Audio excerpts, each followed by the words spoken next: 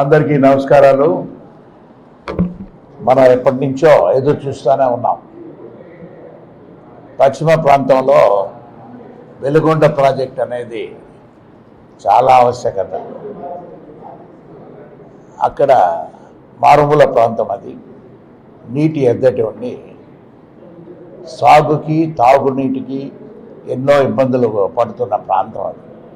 ఈ వెలుగొండ ప్రాజెక్ట్ వస్తే దాదాపు 4 లక్షల ఎకరాలతో పాటుగా కూడా 25 లక్షల మంది జనాభానికి మంచినీరు సౌకర్యం కూడా ఏర్పడుతుంది.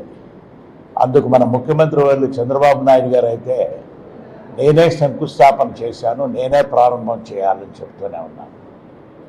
రేపు అంటే 25వ తారీఖున వెలుగొండకి దోర్నాల మండలంలో గంటావానిపాలెం గ్రామం వద్ద 456 కోట్ల రూపాయలతో వెలుగొండ ఫీడర్ కాలువని శంకుస్థాపన చేయటం అనేది ఆ లైనింగ్ పనులకు ముఖ్యమంత్రి గారిని ప్రత్యేకంగా కూడా అభినందనలు, వారి కృతజ్ఞతలు కూడా తెలుపుకుంటూ త్వరగా మనం వెలుగొండ ప్రాజెక్టుని పూర్తి చేస్తామనేది ముఖ్యమంత్రి గారు ఎప్పుడు ఒక పెద్ద హామీగా పదే చెప్తూనే ఉంటారు.